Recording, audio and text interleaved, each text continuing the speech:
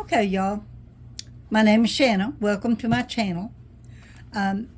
This will probably be done in segments because y'all know I don't know how to edit and all that stuff. So let's talk about some tools here.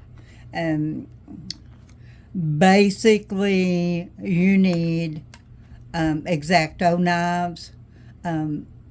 This is very inexpensive on Amazon. It was like $6.95. It's a Fiskar's product, and I love it because of the cap. And so, but it fits on your finger like this, and so when you're cutting your foam, that index finger just the blade goes where your finger goes. So that's pretty nifty.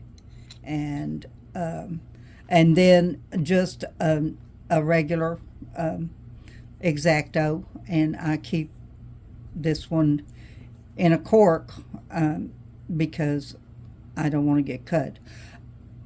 I bought a pack of 50 X-Acto number 11s for real cheap on Amazon, and I'll leave links to all this in the description. So you just need an X-Acto blade, a number 11 of some kind. Okay.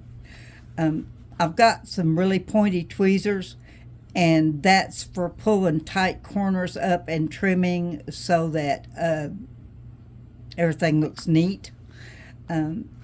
Seam ripper. I use this edge for tucking things into the crack, and I also use it flat to get into certain places, and that works.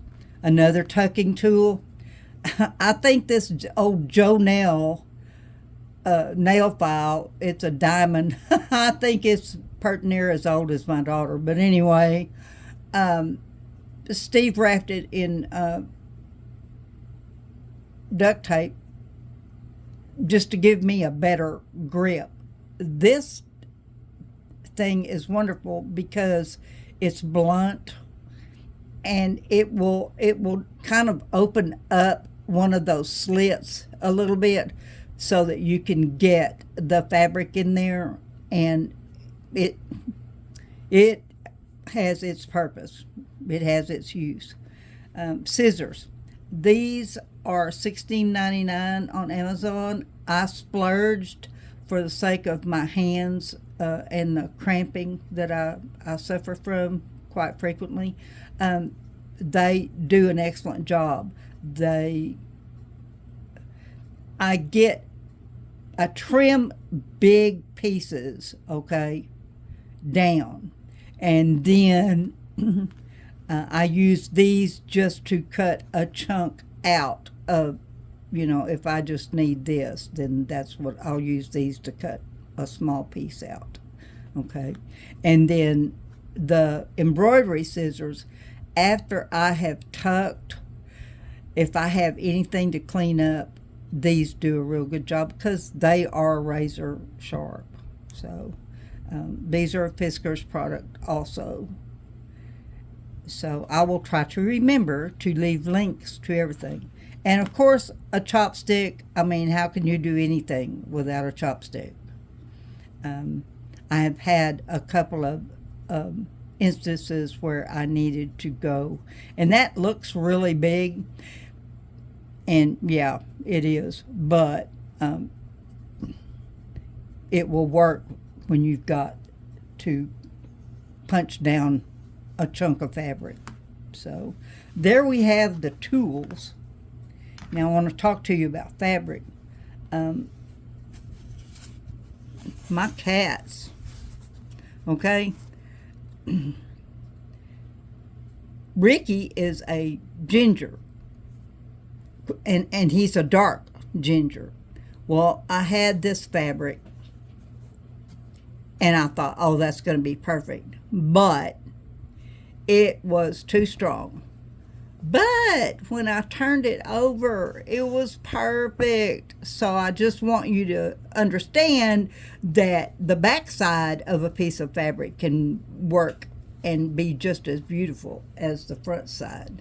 So, uh, you know, stay out of the box, y'all. I'm telling you, stay out of the box.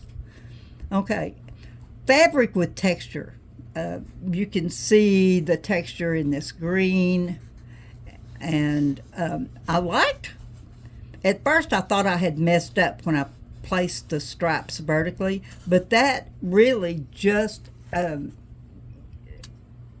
gives a depth of field. It's going horizontal here and over here, and this goes vertical, and it just kind of lays the horizon out there. So I'm happy with that. But you know, find fabrics with texture and be creative. And you can audition before you pull the paper and expose the sticky. You can audition what you think something's going to look like. And then here's the green, and it has lots of stripies in it, and so I'm enjoying using it. So I'm going to post this video showing supplies and tools, and then the next video we'll get into slicing more, subcuts. I guess that's what I want to call it. I've got big cuts made here, and then I'll break these down into smaller cuts as I start adding the landscaping. So we'll see you in a little bit. Love you to pieces.